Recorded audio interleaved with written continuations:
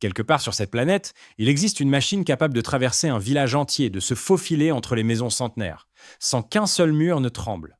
Aucune bulldozer, aucune démolition, juste de l'acier, de l'huile sous pression et une précision presque chirurgicale. Comment est-ce seulement possible? Restez jusqu'à la fin, vous allez comprendre pourquoi cette technologie change silencieusement le destin de régions entières et si ces monstres d'ingénierie vous fascinent autant que moi. Un simple clic sur l'abonnement vous évitera de rater la suite de cette série. Commençons petit. Enfin, petit est un bien grand mot. Imaginez une cuve d'acier de presque 38, 5 mètres de long, 5 mètres de diamètre, capable de contenir jusqu'à 857 mètres cubes d'eau. Ce réservoir, fabriqué par Stank, combine en une seule structure résistante à la pression, un système d'alimentation en eau et un déserreur. Son secret? Chauffer l'eau pour en extraire l'oxygène et les gaz dissous, empêchant ainsi la corrosion de ronger les tuyaux, les turbines et les chaudières. Une technologie invisible, mais sans laquelle l'industrie thermoélectrique mondiale s'effondrerait littéralement de l'intérieur. Et pourtant, ce n'est qu'un début. Direction Oslo, où un tracteur de 750 chevaux et une pelleteuse de 50 tonnes forment un duo qui redéfinit la vitesse de construction moderne. Leur boîte de vitesse automatique analyse la pente en continu grâce à des capteurs électroniques, sélectionnant seul le rapport optimal sans jamais interrompre la traction. Ce tandem est devenu la référence absolue pour reconstruire les infrastructures urbaines souterraines. Résultat, 25% d'émissions de carbone en moins et une usure minimale des pneus et des freins dans les descentes. Mais si vous pensez avoir vu grand, attendez de voir ce qui se cache derrière les frontières. Sur les routes transnationales, des masses d'acier de plus de 30 mètres de long avancent, portées par des remorques hydrauliques multi-essieux d'une complexité vertigineuse. Le principe est simple sur le papier, prodigieux dans la réalité. Une distribution uniforme de la pression permet à des dizaines de roues de s'équilibrer automatiquement et de pivoter avec souplesse dans les virages les plus serrés, protégeant à la fois la charge et la route elle-même. Née au XXe siècle du besoin urgent de déplacer d'immenses machines industrielles, cette filière de transport spécial est devenue l'artère vitale des grands projets énergétiques et de construction. Mais que se passe-t-il quand la route elle-même disparaît? Dans les terrains montagneux et escarpés, là où aucun accès traditionnel ne survit, la réponse vient du ciel. Des excavatrices lourdes s'associent à des hélicoptères de charge selon un principe d'accès multiniveau. L'hélicoptère hisse les équipements modulaires jusqu'au sommet de la pente, où de puissantes excavatrices sur chenilles taillent la montagne et ouvrent le passage. Cette méthode est aujourd'hui essentielle à la construction de barrages hydroélectriques et au déploiement de réseaux électriques nationaux à travers des régions isolées et inaccessibles. Le gain est brutal, 70% de temps de construction en moins par rapport aux méthodes manuelles, des coûts logistiques optimisés et un écosystème forestier préservé au maximum. Et pourtant, transporter la montagne n'est rien comparé à transporter ce qui vient ensuite. Dans l'industrie de l'énergie, déplacer des composants extrêmement longs représente toujours un défi technique colossal. Une combinaison spécialisée de remorques modulaires hydrauliques a permis de transporter des structures atteignant 49 mètres de long. Cette technologie modulaire, née pour servir les projets industriels d'envergure, réduit le temps de montage sur site, économise les coûts et accélère chaque chantier d'infrastructure. Mais c'est pas le plus fou. Quand le cœur même d'un réseau électrique, une pièce de 260 tonnes, doit être déplacé, un système à 40 essieux appelé High Gearer Bridge accomplit un véritable exploit logistique. Cette structure fonctionne selon un principe de suspension retenue et de distribution intelligente de la charge, répartissant uniformément la pression de centaines de tonnes sur la chaussée grâce à des vérins hydrauliques connectés dynamiquement. Développée depuis le milieu du XXe siècle pour résoudre le transport de composants ultra lourds destinés aux centrales nucléaires, cette technologie reste aujourd'hui la seule option pour installer des transformateurs géants et des turbines à gaz à travers des routes intercontinentales entières. C'est pas un simple camion, c'est une main d'acier capable de se plier. Née en 1960 aux Pays-Bas, la remorque surbaissée de Brossuit a révolutionné la manière dont une excavatrice de 100 tonnes grimpe à bord. 15 minutes suffisent désormais, là où il fallait autrefois une journée entière de démontage. Le bénéfice économique est immédiat. 40% de coûts d'exploitation en moins grâce aux économies de temps, de main-d'œuvre et de carburant. On l'utilise pour charger des chargeuses, des grues jusqu'aux tunneliers, ces géants capables de se faufiler dans des rues anciennes et étroites sans abîmer un seul trottoir ni heurter le moindre feu tricolore. Ce n'est pas un simple transport de charge. C'est une symphonie de traction et de poussée. Née dans les années 80, la méthode de combinaison à double extrémité d'Omega Morgan a révolutionné le transport des charges surdimensionnées. Le principe est limpide. 3 tracteurs à l'avant génèrent la force de traction, tandis que 4 tracteurs à l'arrière génèrent la force de poussée. Le tout synchronisé par un système de contrôle hydraulique à distance, comme un orchestre dirigé par un seul chef. En conditions réelles, des réacteurs nucléaires aux bases d'éoliennes offshore, cette technique permet de déplacer les cœurs d'acier de l'industrie énergétique à travers montagnes et déserts sans jamais avoir à les découper. Mais ce n'est toujours pas le plus étonnant. Voici le caméléon des routes de montagne, le Kenworth K200. Né en 1923 aux États-Unis, ce modèle a participé à la campagne de Normandie avant de devenir une légende du transport en Nouvelle-Zélande. Sa configuration bitrain relie 2 remorques de façon rigide, plutôt que par une articulation pivotante, éliminant l'effet de fouet dans les descentes. Son moteur diesel 6 cylindres en ligne délivre un couple monstrueux de 2780 Nm dès les bas régimes, suffisant pour tracter 70 tonnes sur des pentes à 15%. De la viande congelée au bois d'exportation, le K200 reste l'artère vitale de 14 000 km de routes sinueuses sur l'île du Sud. Quand une cuve de 195 tonnes doit être déplacée, un système modulaire à 26 essieux nommé Bimamax devient l'arme capable de briser toutes les limites physiques connues. Grâce à une compensation active de l'inclinaison par voie hydraulique, la pression s'équilibre automatiquement entre les essieux pour maintenir la charge parfaitement parallèle au sol, même en courbe ou sur une pente latérale. Née de la révolution de la modularisation dans les années 1990, cette lignée de véhicules est aujourd'hui le premier choix pour transporter les cuves sous pression des raffineries et les gigantesques tours de distillation chimique. Pouvoir ajouter ou retirer des essieux à volonté réduit au maximum le besoin de renforcer la chaussée et prévient tout risque de renversement pouvant provoquer un désastre. Mais attendez, ça devient encore plus étrange. Née dans les années 1990, la remorque autodirectrice a marqué une avancée majeure, en permettant à un véhicule de 45 mètres de négocier des virages avec un rayon de seulement 25 mètres. Les essieux arrière se connectent de façon hydraulique et synchronisés selon l'angle de l'essieu avant, agissant comme la queue d'un poisson pour pivoter dans les angles morts. Sur le plan technique et économique, cette solution réduit jusqu'aux 2/3 des coûts, comparé au découpage des composants en petites pièces qu'il faudrait ensuite ressouder sur le chantier. Ce n'est pas un simple transport, c'est un monstre marin d'acier qui se contorsionne à chaque virage. Puis vient la boue, la vraie, celle qui engloutit tout. Face à ce piège, les véhicules tout-terrain et les camions militaires activent un blocage différentiel, forçant les roues à tourner à vitesse identique, combiné à une transmission intégrale qui concentre tout le couple sur les points d'appui les plus fermes.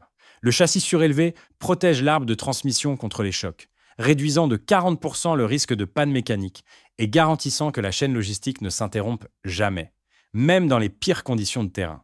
À l'intérieur de tunnels étroits, un Volvo FH16 de 750 chevaux accomplit une mission qui semble impossible: transporter une excavatrice de 70 tonnes. Le cœur de cette bête est une boîte de vitesse intelligente à double embrayage, associée à des rapports ultra courts, créant un rapport de transmission extrême. Le camion avance ainsi lentement, en douceur, sur les pentes les plus raides, sans jamais faire chauffer l'embrayage. Héritière de plus de 90 ans de développement de camions lourds en Suède, cette gamme reste aujourd'hui la colonne vertébrale des projets de tunnels transcontinentaux et des mines profondes. Regardez maintenant une grue sur chenille de 100 tonnes grimpée seule, avec une précision chirurgicale sur sa plateforme de transport, en direction d'un chantier civil à Appingdam. Cette machine fonctionne selon le principe d'une transmission hydrostatique haute pression, où un flux d'huile sous forte pression est dirigé avec exactitude vers les moteurs des chenilles et les vérins, offrant des mouvements d'une douceur absolue, jusqu'au dernier millimètre. Héritière des grues mécaniques à câble, rudimentaire de l'après-guerre, la grue sur chenille moderne intègre désormais un système de chenilles extensible, devenant le premier choix pour enfoncer des pieux de fondation et monter des composantes de gratte-ciel sur des sols meubles. Et c'est là que tout bascule vers l'échelle supérieure. Quand un pont historique enjambant un canal a dû être démoli, une super grue de 500 tonnes et un tracteur de 630 chevaux ont mené une opération d'un niveau rarement atteint. Ce système fonctionne selon le principe d'un levier hydraulique à très haute pression, combiné à des vérins amortisseurs et des contrepoids dynamiques, pour éliminer totalement le risque de basculement lors du levage d'un bloc de béton de 55 tonnes. Né de la révolution des grues mobiles des années 1980, Conçue pour remplacer les grues tours fixes, cette génération de machines forme aujourd'hui la colonne vertébrale de la modernisation des nœuds urbains et des opérations de sauvetage ferroviaire. Lever et transporter la structure en une seule pièce, via des remorques multi-essieux, a permis de réduire de 60% le temps de fermeture du canal, tout en éliminant le bruit du béton concassé directement sur place. Chaque saison de fête en Nouvelle-Zélande, des convois de camions lourds redeviennent le centre de toutes les attentions en conquérant des routes de montagne s'étirant sur des centaines de kilomètres. Des modèles comme le Kenworth T909 et le Western Star, équipés de moteurs diesel d'environ 600 chevaux et de châssis multi-essieux à grande capacité, dominent ces routes. Leur atout majeur, le frein moteur, Jake Brake, qui exploite la résistance du moteur pour ralentir le véhicule, préservant ainsi les freins principaux dans les descentes. Cette filière de camions longue distance s'est développée avec force depuis le milieu du XXe siècle pour répondre aux besoins croissants de transporter d'immenses volumes de marchandises. Aux Pays-Bas, pays célèbre pour son système portuaire et son industrie lourde, les charges surdimensionnées voyagent grâce à des combinaisons de transport spécialisées. Dans un projet logistique d'envergure, Royal Wagonborg a utilisé des tracteurs à haute puissance associés à des remorques modulaires hydrauliques pour déplacer des équipements industriels gigantesques à travers de nombreuses routes étroites. Cette technologie modulaire, née du besoin de transporter des équipements énergétiques, des produits chimiques et des structures d'acier, offre une efficacité économique remarquable en réduisant le besoin de démonter la charge avant transport. Peu de gens imaginent qu'un modèle né à l'époque soviétique reste aujourd'hui un symbole absolu de robustesse tout-terrain. Le Kras 255 se distingue par son moteur V8 à grande cylindrée, générant un couple puissant capable de vaincre sans effort la boue profonde, les chemins inondés et les zones de chantier les plus rudes. Conçu à l'origine pour un usage militaire et l'exploitation de ressources, ce véhicule a rapidement prouvé sa valeur dans le dragage, le transport de matériaux et les sauvetages lourds. Son châssis robuste, sa structure simple et son extrême durabilité réduisent les coûts d'entretien, offrant une efficacité économique durable dans les conditions de travail les plus sévères. Et maintenant, préparez-vous à voir un avion prendre la route. Un Boeing 727 litres légendaire, dans sa version trimoteur, quitte le ciel pour entamer un voyage absolument unique à travers les rues du Brésil. Les ingénieurs démontent les ailes et la queue pour abaisser le centre de gravité, puis installent le fuselage de près de 47 mètres de long sur une structure de remorque spécialisée, conçue pour répartir la charge uniformément. Né pendant l'expansion massive du transport aérien des années 1960, cet avion redéfinit aujourd'hui son cycle de vie, en se transformant en restaurant singulier ou en complexe éducatif à vocation visuelle. Transporter le fuselage en une seule pièce préserve sa structure en alliage d'aluminium résistant, transformant un déchet aéronautique en un actif commercial de grande valeur. Sur les routes escarpées et les terrains irréguliers de la Jamaïque, les tracteurs lourds travaillent sans relâche sous des charges colossales. Leur puissance provient de moteurs diesel à grande cylindrée associés à des châssis résistants conçus pour durer dans les environnements les plus extrêmes. Leur principe est ancien mais redoutablement efficace. Comprimer l'air à haute pression avant d'injecter le carburant, générant un couple important dès les bas régimes. Cette technologie, développée depuis plus d'un siècle, demeure l'une des options majeures du transport lourd. Si les autoroutes néerlandaises débordent de camions, le fleuve Waal est une véritable autoroute liquide qui ne s'arrête presque jamais. Chaque jour, des embarcations de plus de 100 mètres de long naviguent les unes après les autres, transportant conteneurs, carburants et marchandises industrielles entre les grands ports d'Europe. Dans ce balai fluvial, le porte-conteneur ENR, le méthanier Gaz 94 et le remorqueur-pousseur Berghaven X orchestrent une coordination parfaite. Grâce à des hélices puissantes et des systèmes de gouvernail d'une précision extrême, ces navires maîtrisent des charges de plusieurs milliers de tonnes. D'une zone d'exposition jusqu'au chantier réel, une excavatrice de près de 50 tonnes entame son voyage sur une remorque surdimensionnée, tractée par un Volvo FH16 de 660 chevaux. La star de cette scène est la Liebherr Renault 146, une machine qui hérite de décennies de technologies développées à travers des générations d'excavatrices Liebherr, augmentant la productivité tout en réduisant la consommation de carburant. Mais pour amener un tel géant jusqu'à son lieu de travail, il faut une solution de transport aux capacités de charge et de stabilité exceptionnelles. Et nous y voilà.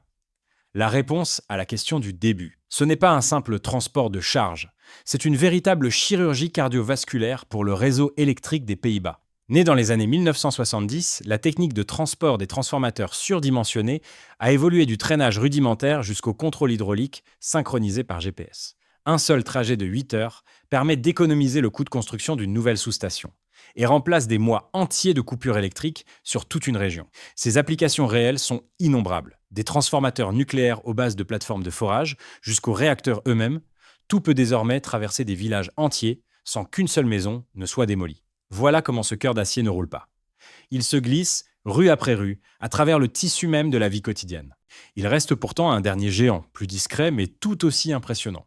Ce n'est pas un simple camion à benne, c'est un véritable caméléon d'acier au cœur des carrières. Né en 1939 au Texas, Peterbilt fabriquait d'abord des camions forestiers avant de devenir une légende de l'industrie minière. Son principe est unique.